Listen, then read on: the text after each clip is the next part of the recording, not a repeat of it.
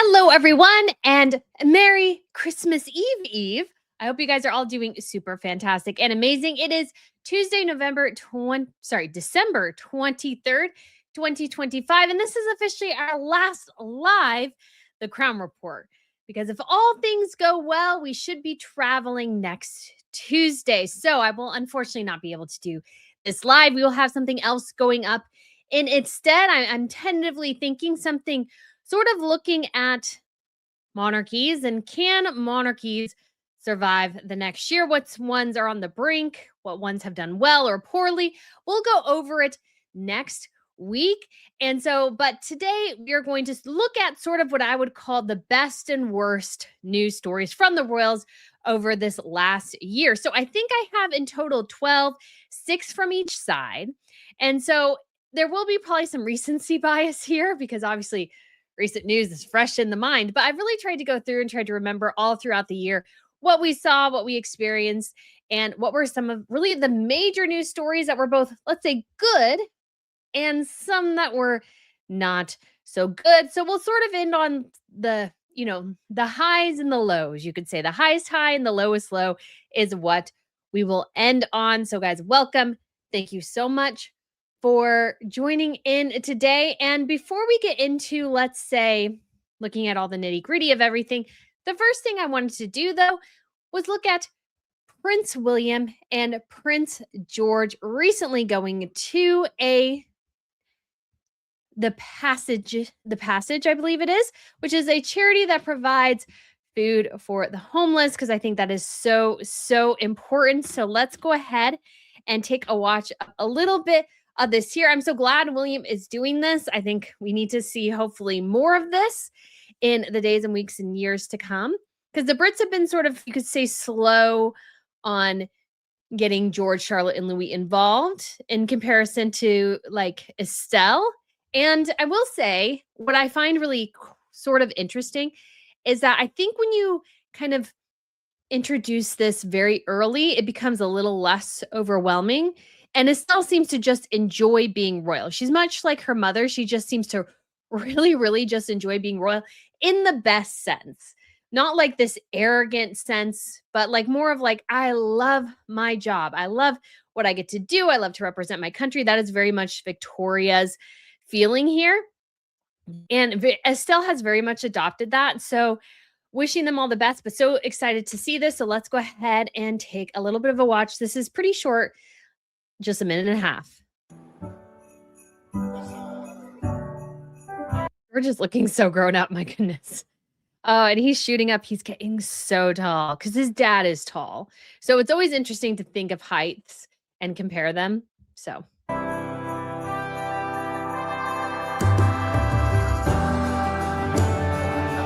Okay, I might just turn off the music just because I don't want to get a copyright strike. So I will apologize, guys. Sometimes we do have to do that for that reason, but it's so good to see George doing something that not only William has done, but Diana as well. Oh, they're like wearing the little name tags too.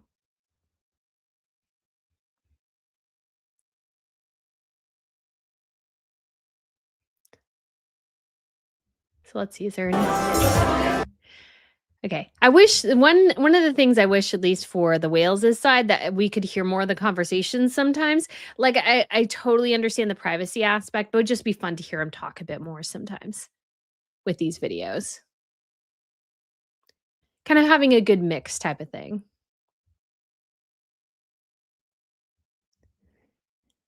So I'd love to know how tall George actually is right now.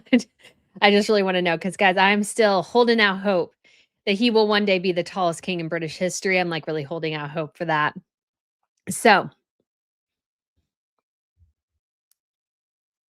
there we go. So they are helping. Oh, he has a little apron that says George on it. That's so cute. Oh, I wonder if they did. They must have done that special for him. That's adorable. That's really, really adorable. Oh, very sweet. Thank you, guys. Thank you. Okay, we could hear a little bit more there. So How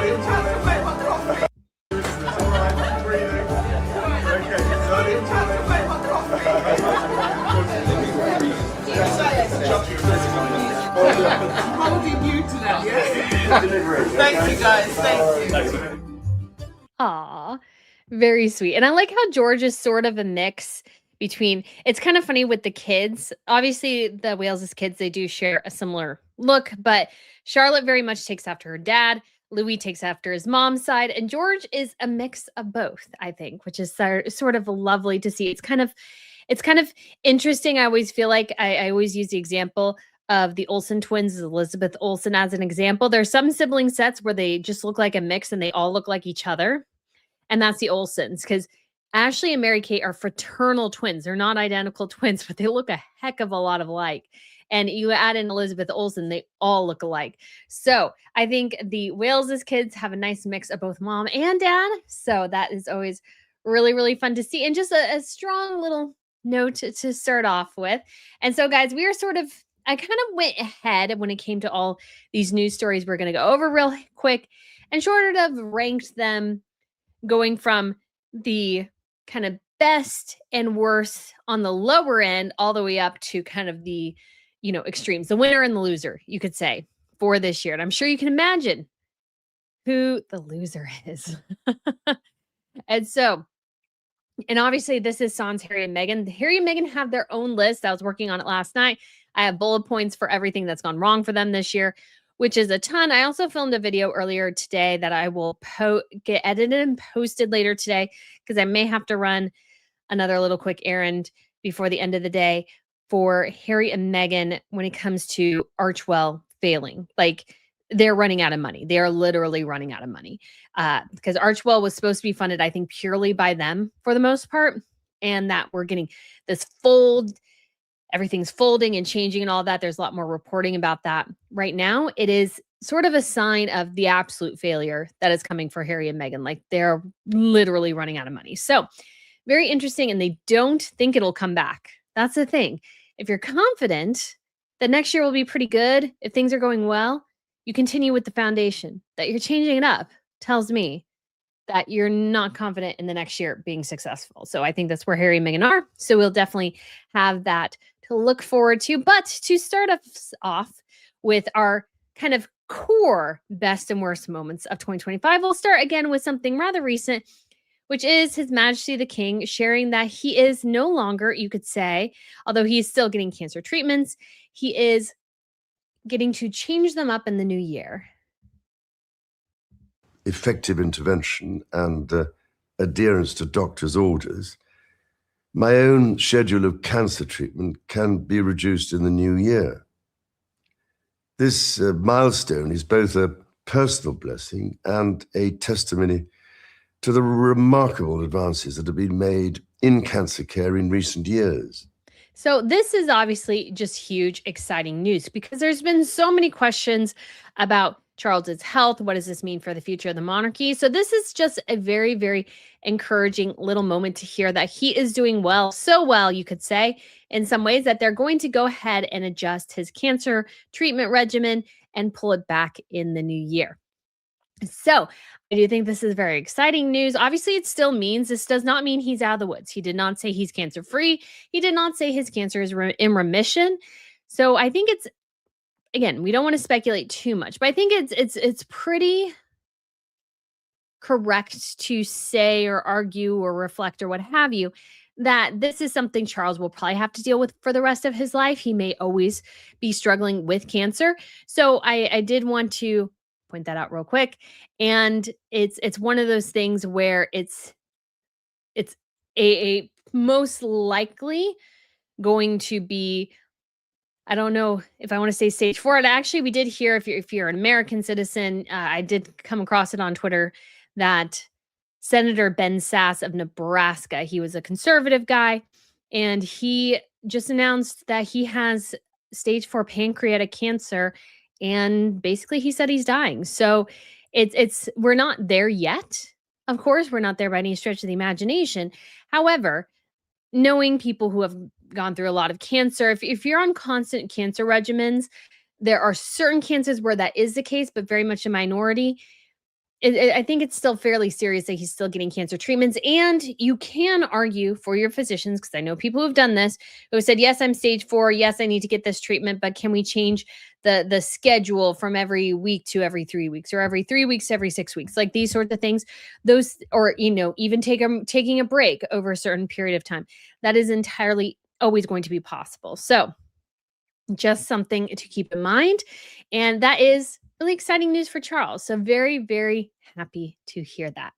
Now on to a different story. And this, I would argue, I kind of put it at the lowest of, or highest of the low, you could say. And this is a story out of Belgium.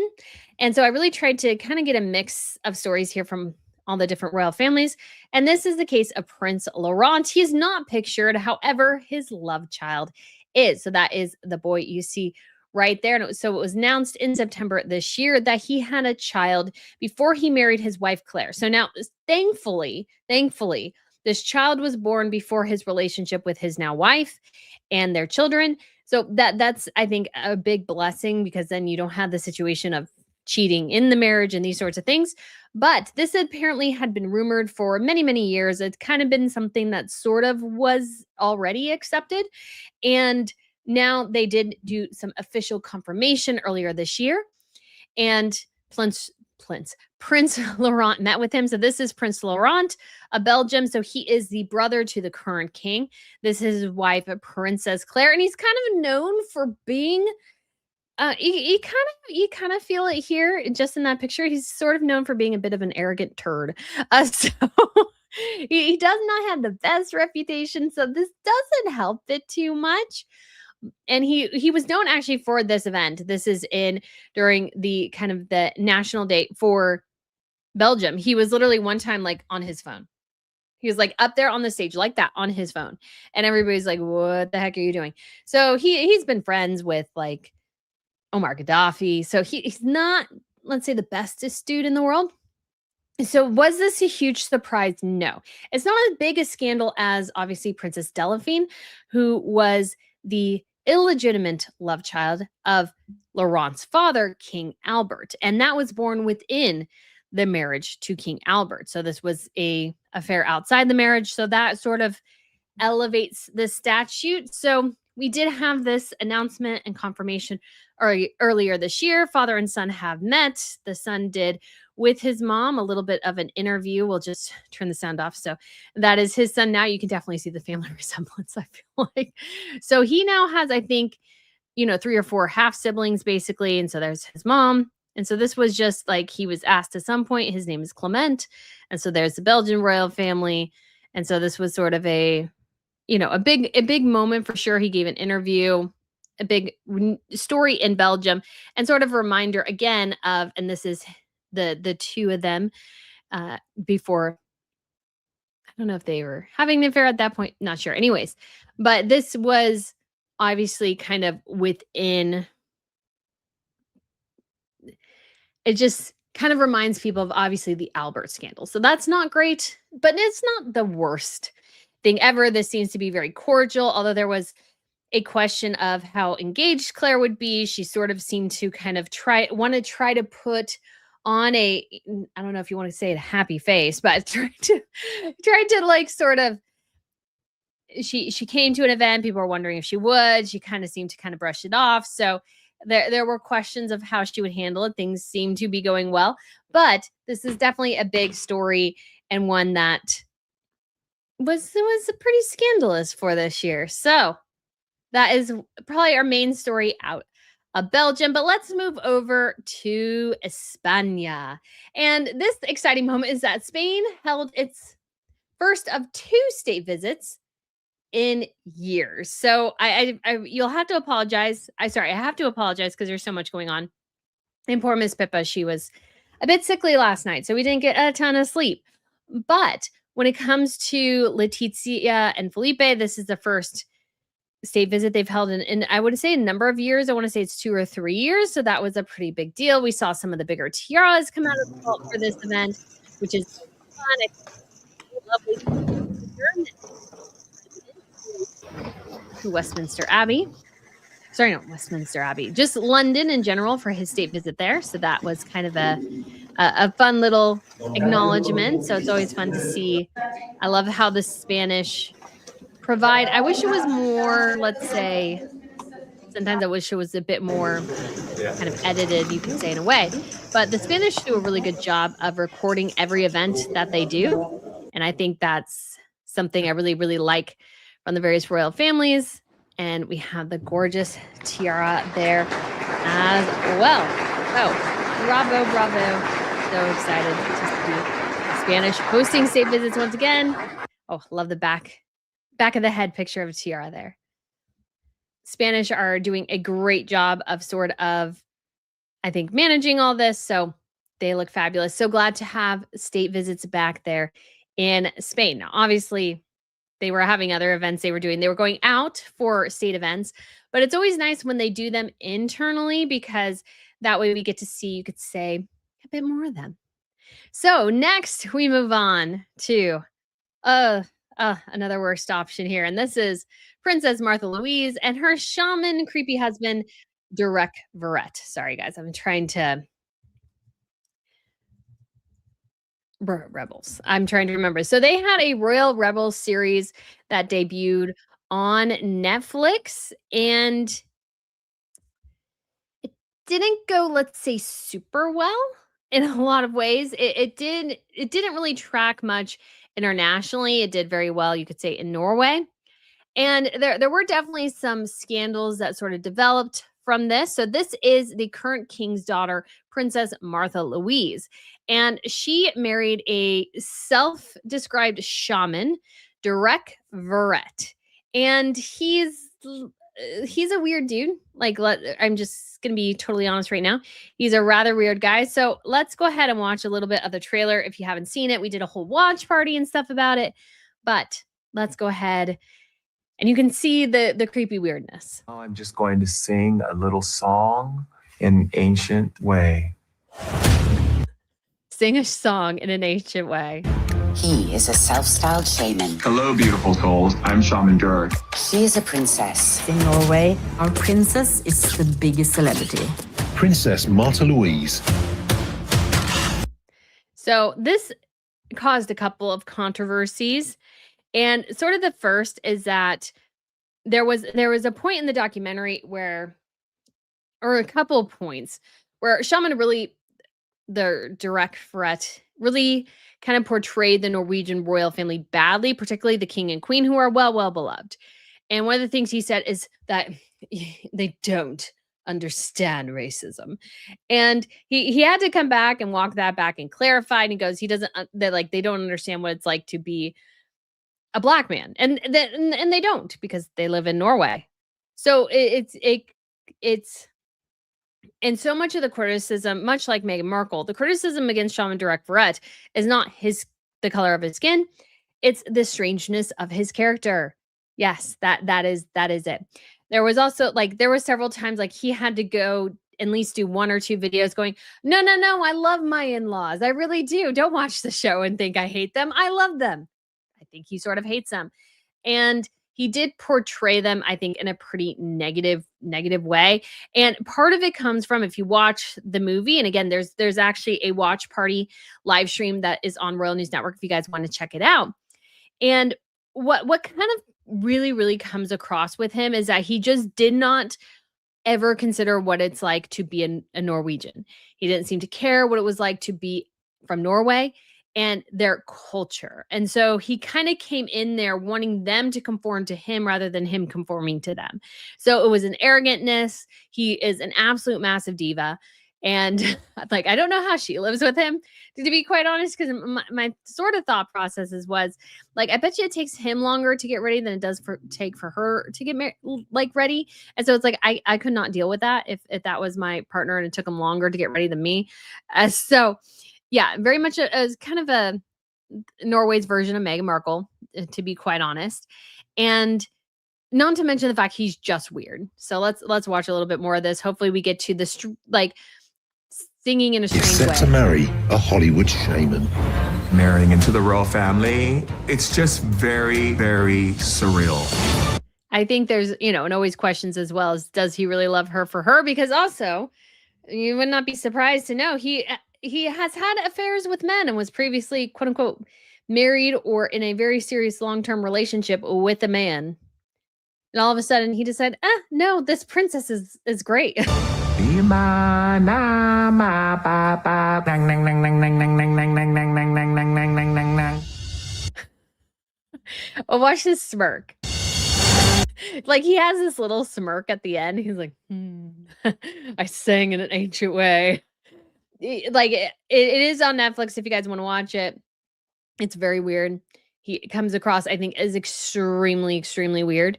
And he just does not seem to kind of understand that yeah, Norwegians are different.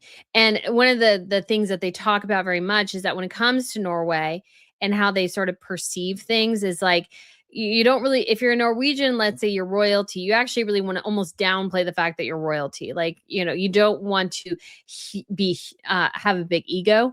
And Americans, we tend to kind of be a bit bombastic. We tend to be a little bit more ego driven. And it's like, well, these are my accomplishments. And that's how we kind of communicate and connect. Norway, it's not like that. Norway, very much the collective is sort of valued over, in some ways, over the, you could say, I don't know if you want to say individual or individual achievements or what have you. So that's one of the things to consider here. So yeah, if you want a little bit of a laugh over the holiday, feel free to check this out. But once again, it just raises a lot of bad questions for Norway. And we'll get to sort of the worst situation, you could say, for the future of the Norwegian monarchy. But this one definitely isn't helping. And if you remember back in August of 2024, so this was a year ago, and Martha Louise and Shrek Verrett were on their way to getting married. They got married on, I believe it was October 31st. And there's actually a moment here. Oh my gosh, we should get to it in the trailer where he didn't want to do the time of the wedding. He's hanging out with like the royal people, and his astrologer didn't tell him the right time, guys. So we need to do the wedding at like 3. But what about what the astrologer told us? These poor royal staffers, man. Okay, well, I have to get new coordinates then. I could not. Anyways, so it's sort of a terrible story. It definitely has not been helpful to Norway at all. And so they got married on August 31st, 2024. And earlier that month on, I keep wanting to say October, August 4th, Marius Borg-Holmby, who we'll get to later here, was arrested for domestic violence. He is the son of the crown princess, though not the son of the crown prince. So she had a child before they married. And so you have those two situations together, and they hit really, really hard for Norway. And they saw, I want to say, between 20 and 25 points, they've saw their favorabilities drop because of these two situations. And there's a lot of questions is Martha using her royal title to do things and be commercial with it, which she shouldn't be doing?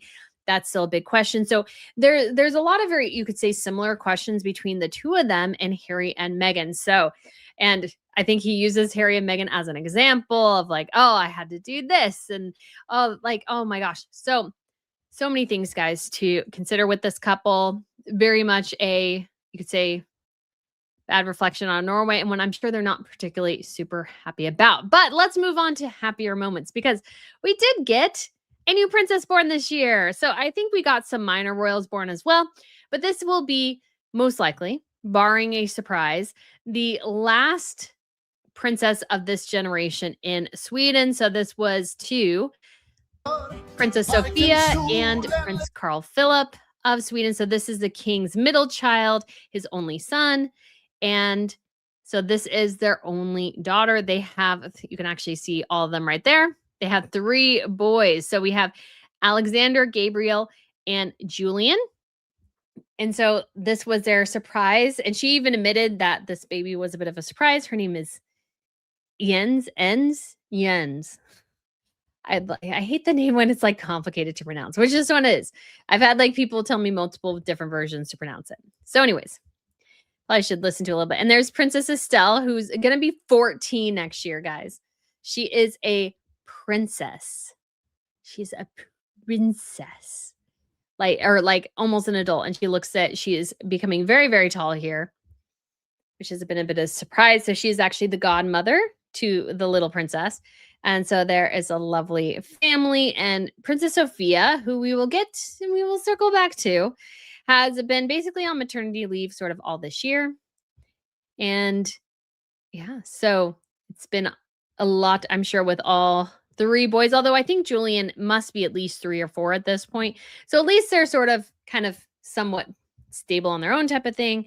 So very much, I'm sure, a lovely, lovely surprise. I almost went to this event, guys. I almost did, but I just was like, I just couldn't totally fit it in. So we didn't do it. But more event coverage next week in Denmark. So very exciting.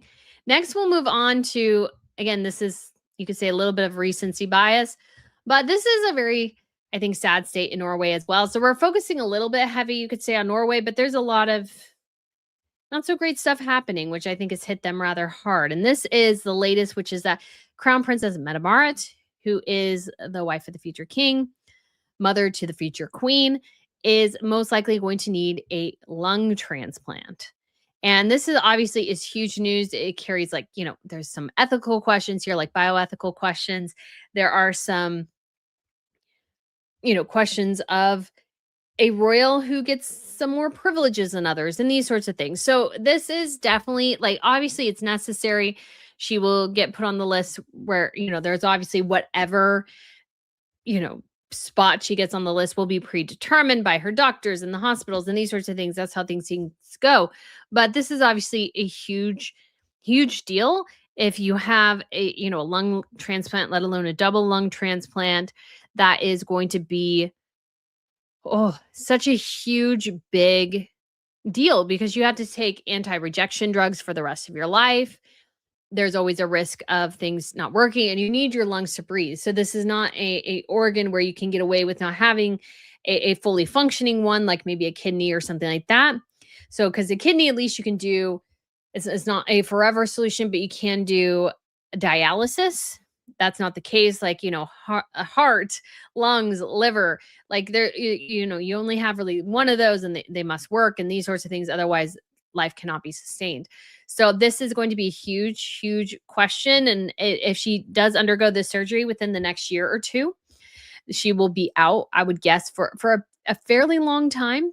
I would guess several months at the very least, to get used to it, make sure everything's going well. Because if they're having rejection issues or something like that, which is always a possibility, even if they have the perfect donor, some things could not work. Then they have to, you know, try to figure out what to do. And so I'd like, whew, it's a big, big deal. And this is one of the tougher situations too when it comes to organ donation, is that the person previously using the lungs must have died in order to obviously do the lung transplant. You can do live liver, like partial transplants type of thing. Kidney, you can obviously transplant, these sorts of things, but lungs, the person would have to die to actually transplant the lung. So again, it just raises a lot of interesting bioethical questions and these sorts of things. And I'm sure it's not something they really want to deal with, but wishing her all the best and her medical team the swiftest of evaluations as they go through this process, because whew, it's going to be a doozy for sure. And so this is one of, I would argue, the sort of the worst moments of the year. I mean, obviously Charles and Catherine have had cancer, and that's obviously very, very serious as well. But this is, you know, another level of seriousness, a chronic illness that she's been dealing with for a long time.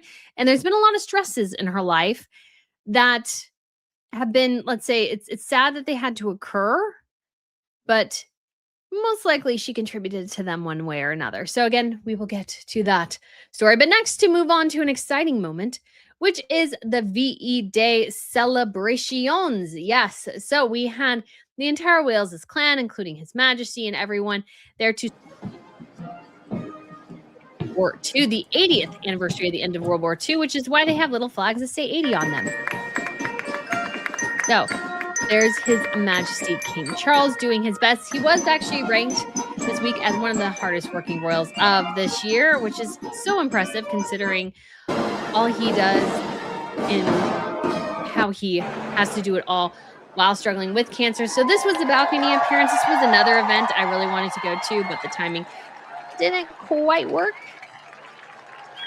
because I don't know if we'll see an event like this again, to be quite honest, guys. I don't know if we'll see an event We may have an 85, but at the same time, I don't know because most of the veterans probably like we have a very slim amount of veterans left. So I just don't know if they will have another celebration like this, which is kind of sad to think about. So they're watching the fly past, which I'm sure heavily featured heavily featured World War II planes. So I still also find it a little bit sad, guys, that we do have still a small balcony. I do find it a little bit sad because I would love to see more people on the balcony. I just still think it's a little sad. And I forgot. So I'm looking this up here really, really quickly. Because we want to see, guys, the World War II, the interactions with the actual veterans, because that was a really cool thing that they did after the event. So I have found it. It's this one right here, guys. So this is all the royals, including Prince George, got to attend this as well, which I thought was really, really great. And apparently he is quite interested in World War II and the airplanes and everything. And as a reminder, because I know there's a lot of conversation here. So that gentleman right there is, what is his name? I'm totally blanking on his name. This is actually the royal, I want to say his first name is Matt. He is the royal reporter from The Sun. And so this is an example too, which I think is cool to highlight the role that the Royal Rota plays. So he is here and other royal reporters are there as well, and some royal photographers and there's a small group. And this is why the Royal Rota exists, because I hear a lot of talk sometimes and complaining about the Royal Rota. Thank you, Carol. Matt Wilkinson. I knew it was Matt. So Matt Wilkinson, that is the gentleman right behind George. And I just do want to, again, re-emphasize what royal reporters do and why the Royal Rota exists, because it gets a lot of flack anymore and people get frustrated with it. But the reason it exists, guys, is because of this room right here, which is a very intimate, tiny room. You cannot have every reporter interested in covering it in one room here. So you do have to create a Rota system where, yes, there are times when you can let more reporters in, but sometimes it is just strictly one person from the Royal Rota or like from each major publication, or maybe even just like instead of the usual, I think it includes up to 6 reporters or 6 newspapers that cover the beat. It's down to, 1 or 2. And that 1 or 2 has to disseminate the information to everybody else. And I know I'm sure and you can actually see his notepad there. So he's getting ready to take notes. This is what royal reporters do. So I just want to once again reemphasize, yeah, maybe you don't like everything the Royal Rota does or some of the reporters do, but they are doing a job and their job is important. And I think they get sometimes some unnecessary flack due to some, you could say, bad actors like, Omid Scobie, who was not really totally part of this Royal Rota, to be honest. And people just didn't understand. So we have a photographer there. Again, Catherine's talking to one of the veterans.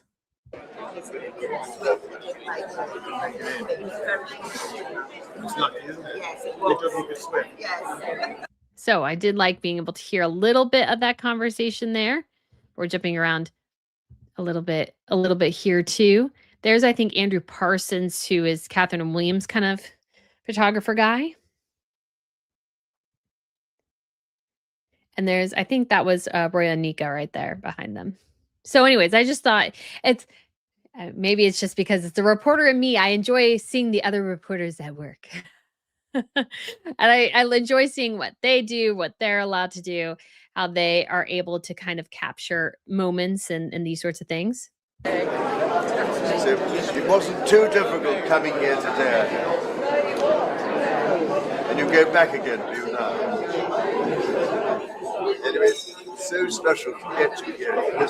So it's just fun to listen to a little bit of them talk here.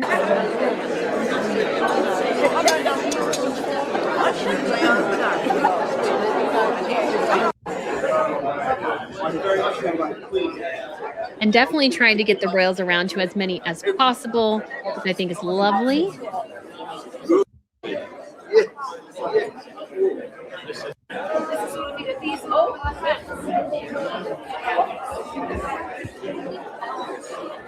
love, again, the reminder that royals have a very unique job, which is to talk to everybody, try to make everybody feel seen and included and these sorts of things.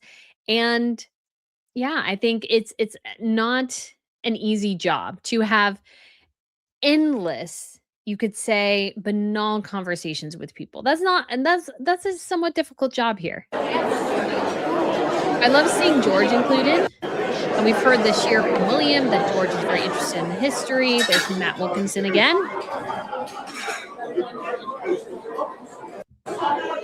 Such fun.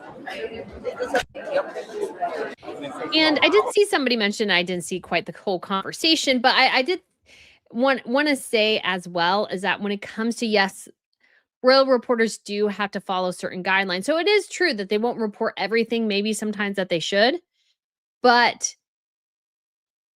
you have to sometimes balance things. And sometimes people don't report things because like they don't have enough evidence. It won't get through their papers. Like the advent of so many people like me and others is that there is not a rigorous standard to apply to, or that there's not, let's say, a editor overseeing things. Because if you are part of a normal newsroom, your pieces, especially critical pieces like Valentine Lohi has talked about this. His articles about the alleged bullying allegations against Meghan Markle went through a series of lawyers before they could ever be published. The editor almost didn't publish them because they had to go through all these rigors to make sure that everything, all the T's were lined and all the I's were dotted, just because it makes it the best possible so that you can rely on the information being reported because it's gone through all these rigors. And yes, they have their biases, and sometimes, yes, they don't, again, do everything you could say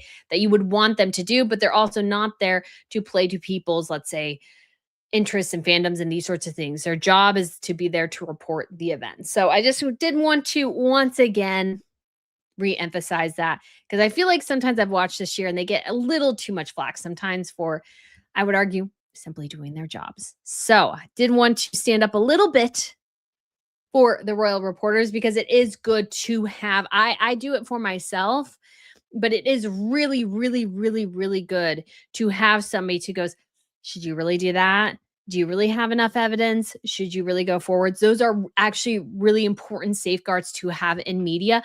Otherwise, we have seen, if you watch sort of some of the news stuff going on, especially right now in certain spaces, you've seen that some people just run with things endlessly with literally zero evidence, getting people riled up for absolutely nothing. Like none of it is, let's say, verifiable in any way. And that is deeply problematic. And that's why in some ways it is a bad thing, I think, that media or news media has become so distrusted, because then it allows, who I would argue sometimes nefarious actors to go in and don't have those safeguards. Safeguards are a good thing. I do them for myself. And so that's how I do it. Not everybody does. But let's move on to another topic. I want a little less savory. And of course, this name will come up again, but we have Princess Sophia, and this happened very, very recently. And this is that she has been revealed to have met Jeffrey Epstein several times when she was living in New York City as a young Swedish woman. So this is so like, because it's kind of how the Swedish, let's say, royal family is playing it so far, because they played it is sort of an interesting way, because number one, they acknowledge that it happened. Great. They're not trying to hide it. She came up in like emails and stuff. So great. Glad we're being clear about this.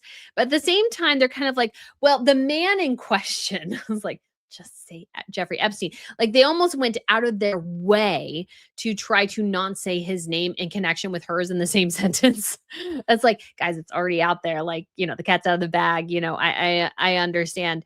And so this was one of the ones where it's just kind of sad that this had to come to light, in terms of, it's sad that she did interact with him and that she was potentially in difficult situations, because I imagine she, let's say, was not. She, like, her interactions with him, as far as we're aware, were very minimal.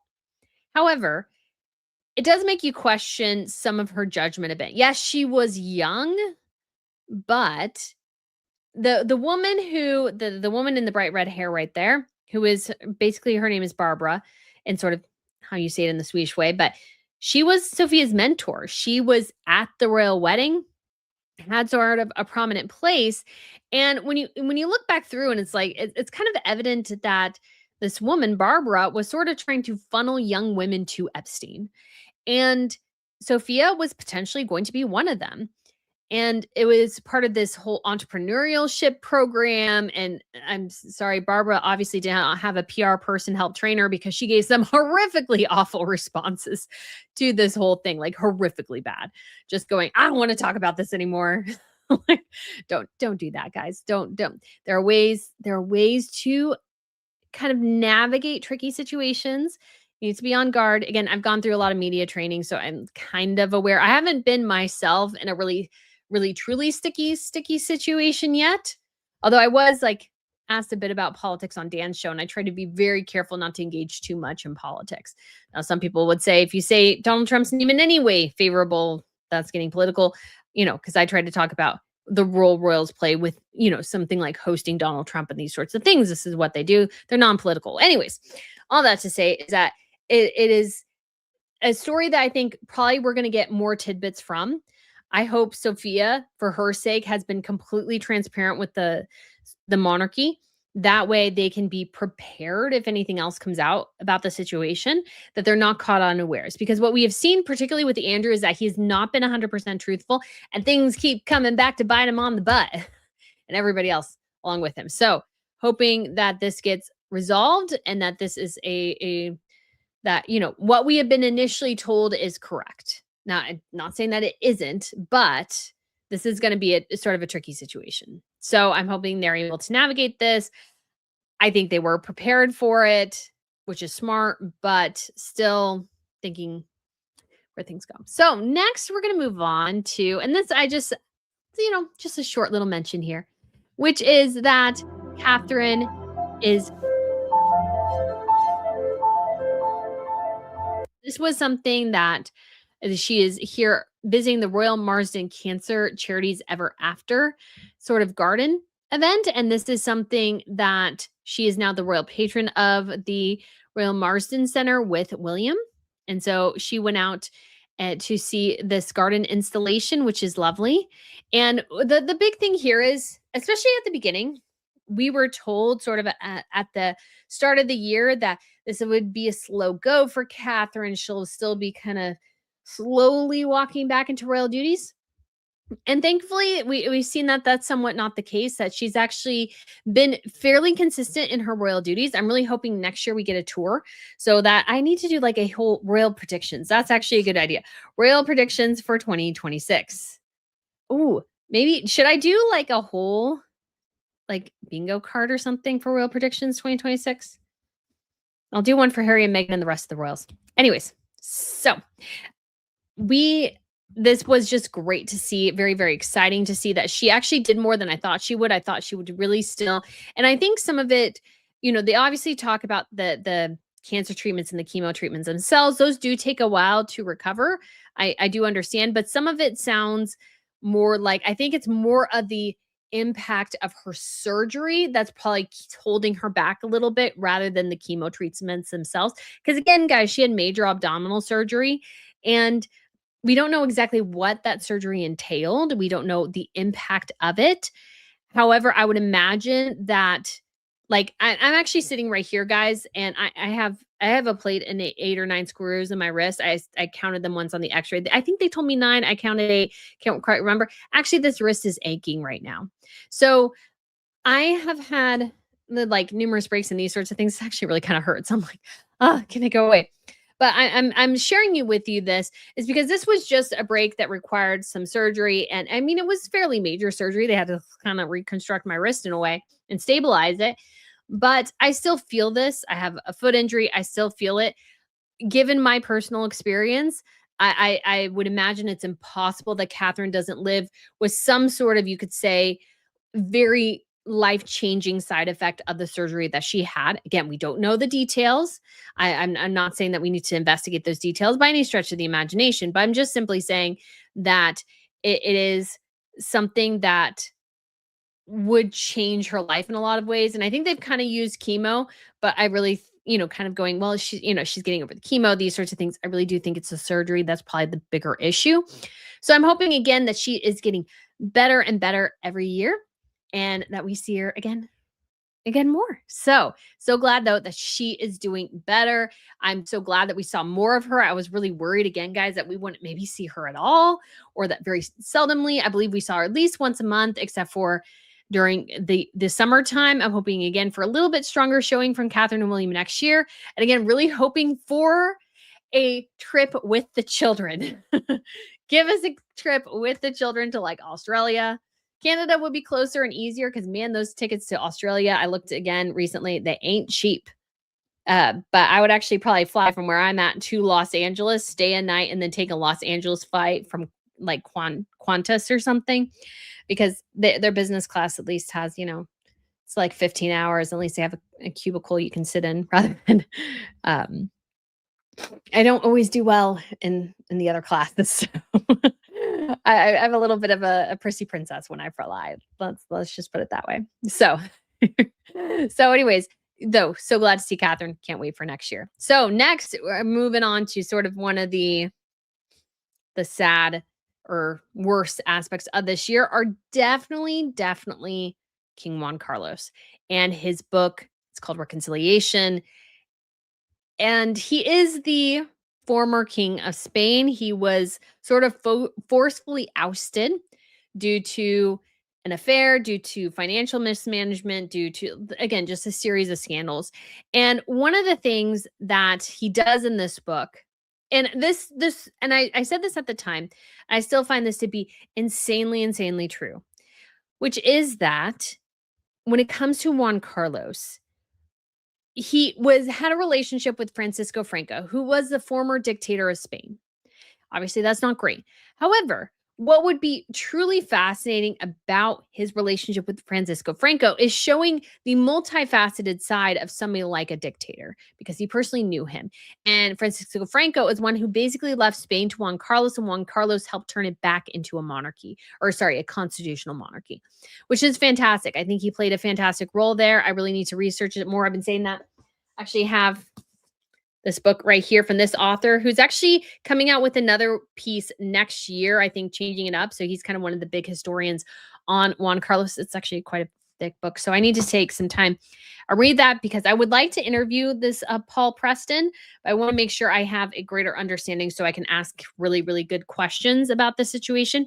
But he sort of praised Francisco Franco. He sort of complained about not having a good relationship with his daughter-in-law, Queen Letizia, and these sorts of things. And it's just very apparent that he's still sort of living in the past and hasn't quite dealt with the consequences of his decisions. And this is just something that challenging. Again, really hoping I can get my hands on that one and I'll read this one. This one was published in 2005, so it's quite old.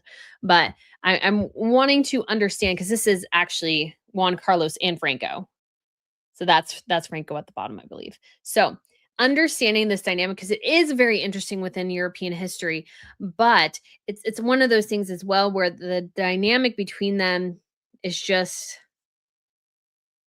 complicated, and we don't know. I think Juan Carlos is looking at this through a bit too much of hindsight and a bit too much of reframing himself as the hero, even though he's sort of the villain in the story in some ways.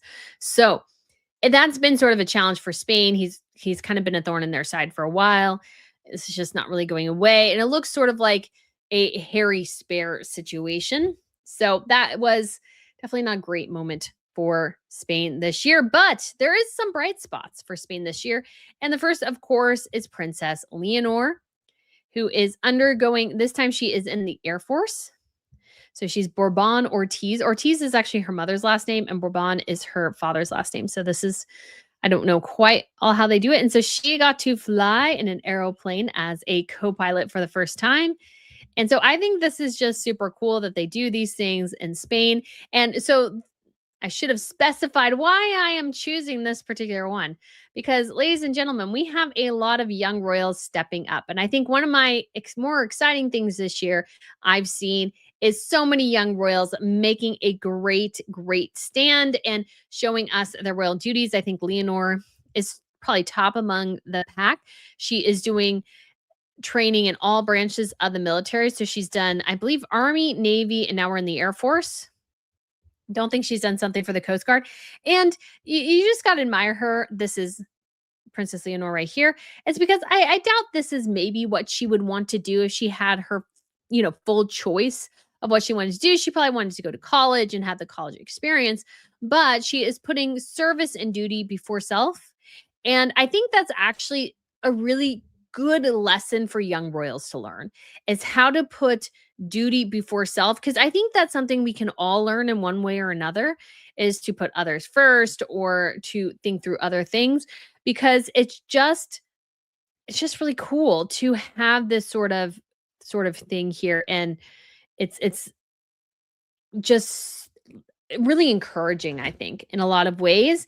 And I think it provides a good level of discipline and a good level of understanding their place within the world, and understanding that, yes, you get to do stuff you want to do sometimes, but you also have to do things you're obligated to do. Because what I feel like we see with some young people is that, but I don't want to do that, or I don't like that I have to do that with my job. And it's like, but sometimes you just have to suck it up and do it.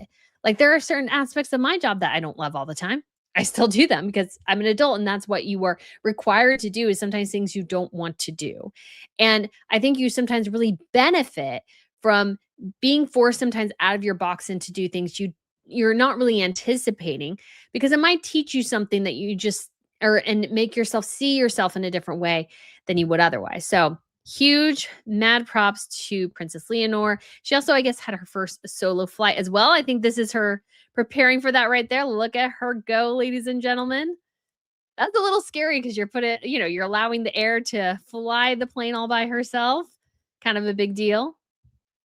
So she did it all by herself though, guys. Mad props. Didn't seem like she did super too much, but that's really cool. So Leonor, she got a big congratulations from all the guys. I'd be super curious if she ended up with a guy from the military as her husband. I'd just be super curious.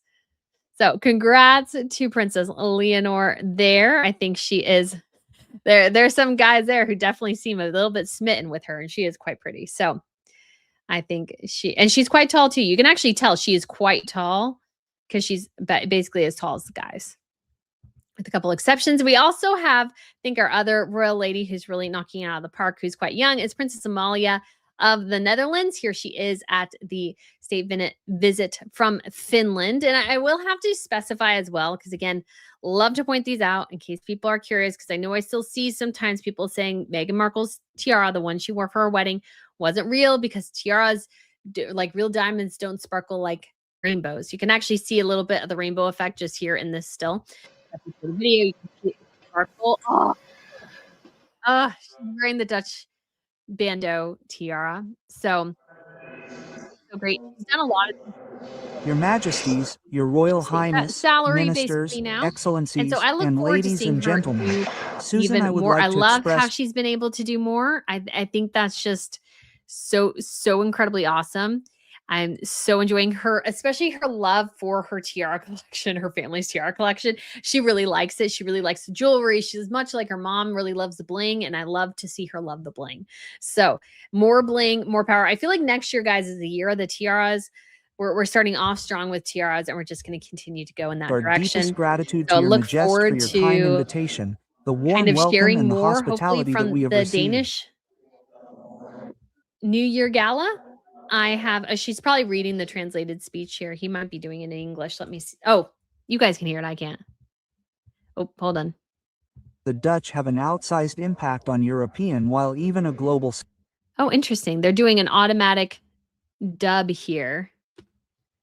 I find that it's the kind of the breaking down of the divides between, the different languages and stuff in royal watching, I found very interesting. So we do also have Crown Prince Christian as well. Here he is. He is in a airplane here flying over. I think this is Fredericksburg Castle. And so he is getting military here. And it actually looks like as well he's kind of lost a bit of weight in his military training, which is awesome. So it's good to see him doing that. He's actually quite tall, much taller than his dad. So that's his dad. He's a good 6 inches taller than his dad there. So he's a quite a tall boy. And so it's fun to see them enjoying this time together. And it's just fun to see the royals, you know, the young royals sort of stepping up. We also have Princess Elizabeth of the Belgians, although she is been more at Harvard. She's been doing her graduate studies. So we don't have as much about her, but she is still having done a little bit of military training as well. We also have Ingrid Alexander, who's done her military training and is now at the University of Sydney. So we have a lot of royals stepping up, and I just am so excited. I'm so excited. It's going to be so much fun. I can't wait for a big royal wedding, guys. Don't know who's going to be, but I can't wait. I can't wait. It's going to be so exciting. So looking forward to that. So I think that's just such a positive thing from this year, is just seeing all the young royals. Actually wishing right now, hold on, let's see if we can scroll down enough. I'm sure it's here somewhere, although we might have to scroll quite a ways. But there was a lovely picture of all the young royals for Crown Prince Christian's 18th birthday gala, which I thought was amazing, that they had all the kids, the future heirs there. So Princess Estelle was there as well, even though she's quite young. She's been doing so much. And I do have to give mad props to Denmark this year for having, I think, one of the best Instagram games out there. I think the photos are interesting and dynamic, and I really, really love it. So I just have to give mad props to Denmark here for doing, I think, a rather fabulous job. And we did have the reveal of the Danish emerald tiara. So hopefully we will see that yet again this year. I was hoping we had gotten all the way through 2024, but that was still 2025. So guys, we are scrolling back. I want to find this picture. So we are going to find this picture, ladies and gentlemen, to kind of give us an idea of all the young royal ladies out there and their sort of next big thing, which I think is absolutely amazing. I'm so excited to be headed to Denmark and cover the Danish royals. Are some of my favorite royals to cover, I have to say. And that's maybe partly because I've gotten to do a lot of things with them. So it's been rather fun. So we're going to go down here. So now we're in the spring of 2024. So we're getting closer, guys. So this is like April, May 2024. Keep going. So this is April, because I know Princess Isabella's birthday is in April. I'm still holding out hope she may show up at the New Year's Gala. She may be a surprise appearance. Still hoping that might be the case, but we shall see. So this is his ascension over here. So we're getting close, because Crown Prince Christian was born in October. So in October, they had his big birthday gala, which was amazing. Kind of wish I had thought to cover that then, but I didn't think about that. So,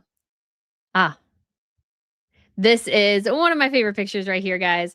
So we have Princess Estelle, Princess Ingrid Alexandra, Crown Prince Christian, Princess Amalia, and Princess Elizabeth. So we are missing Princess Leonor, sadly, from this group shot, but this is the future. And yes, I'm very, very excited to see all of this. But staying in Scandinavia, we do have quite, you could say, the problematic element here, which is Marius Borg-Holmby. He is the son of Norway's Crown Princess Mette-Marit. That is Mette-Marit, who is due for the lung transplant.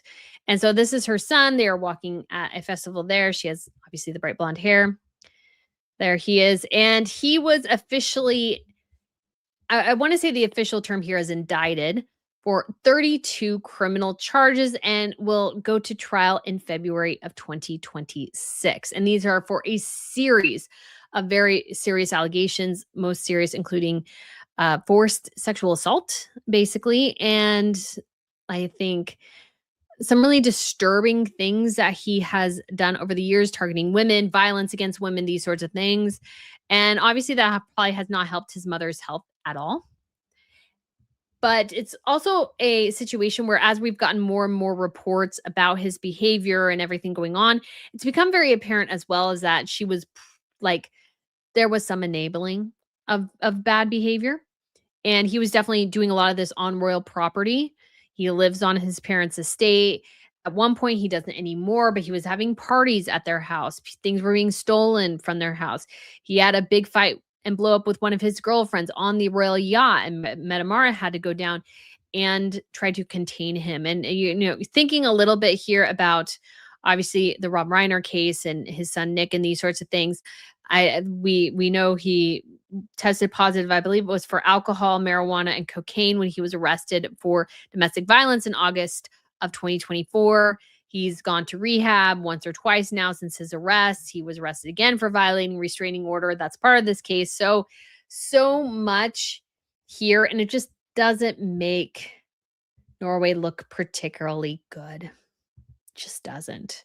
So that has been probably one of the worst situations. That's gotten just inherently worse as we get more and more details about this. The worse it looks for Metamar in particular, and you just got to understand as well that he was raised within the Crown Princely household. So he spent a lot of time with his younger half brother and sister. How much was he influencing them? And these sorts of things, very, very serious. So it's one of those things where,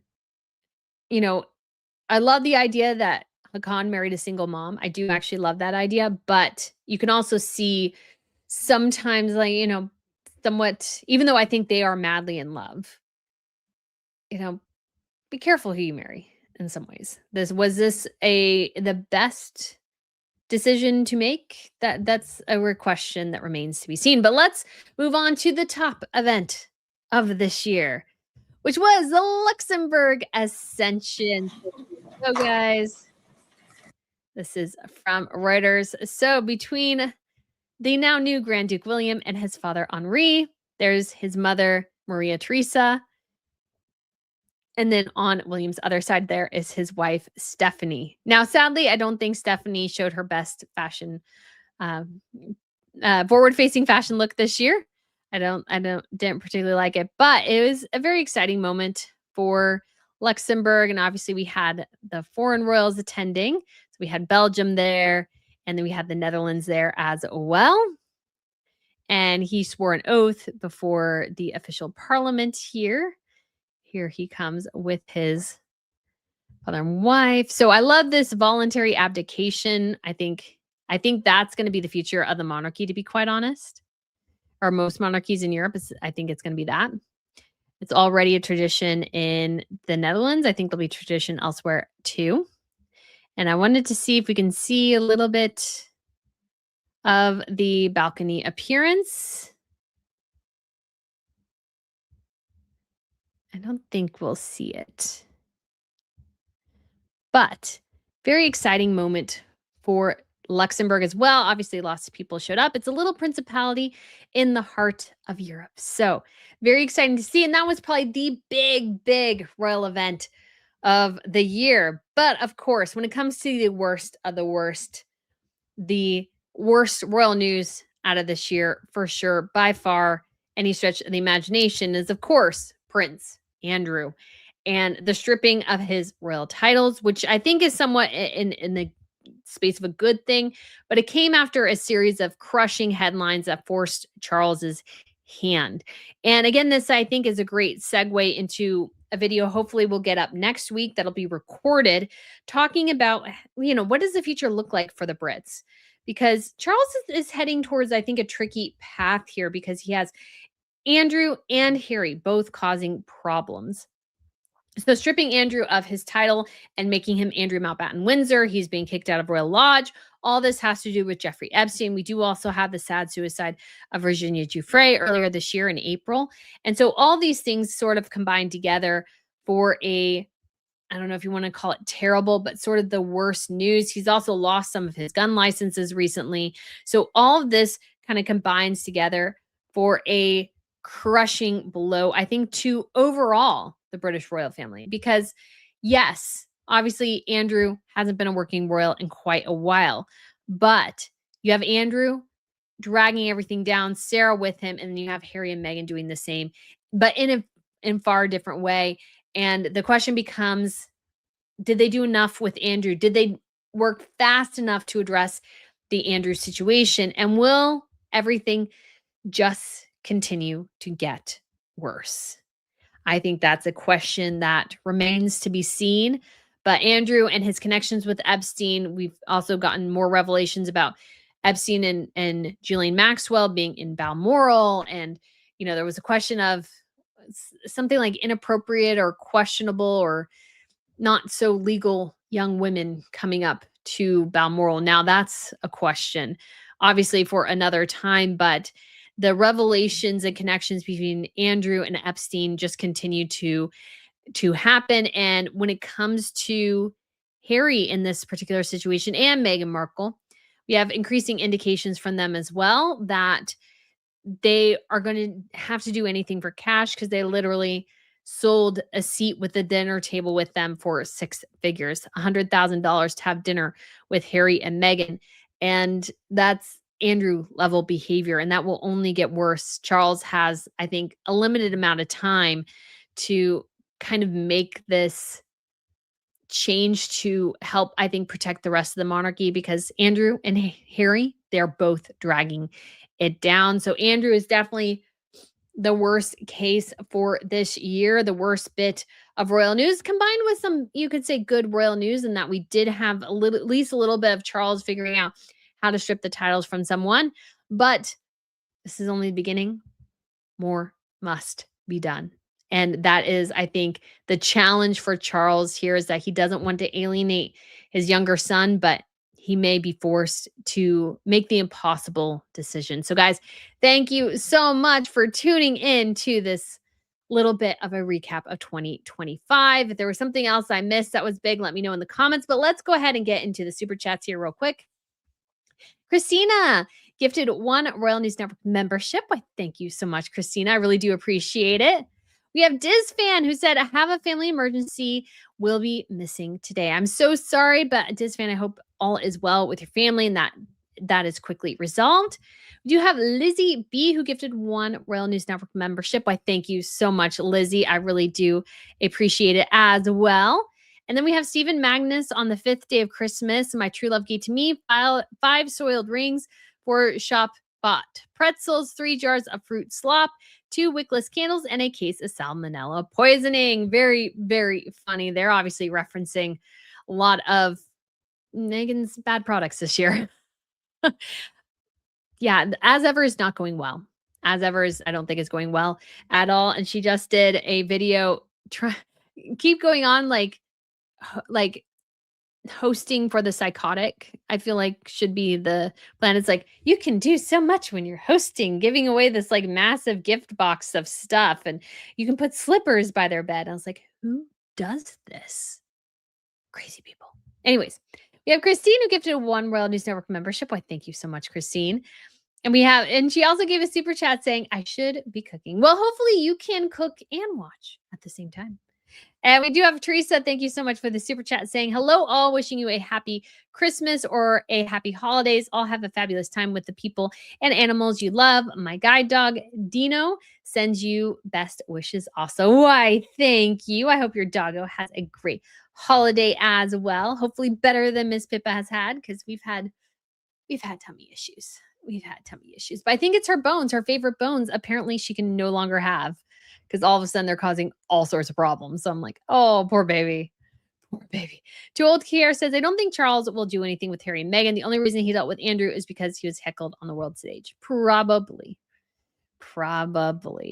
So, guys, thank you so much for tuning in. I hope you guys all enjoyed it. Have a very Merry Christmas wherever you are. And if you're celebrating Hanukkah, happy Kwanzaa, happy whatever you are celebrating. But so many things going on, guys. We'll go ahead and wrap this up, just because obviously I'm sure people are traveling, busy, myself included, with the holiday season. So just want to give everybody enough time to do what else they need to do, like cooking. So guys, thank you so much for tuning in. I appreciate it so much. And we shall see you again live with the new Crown Report in the new year.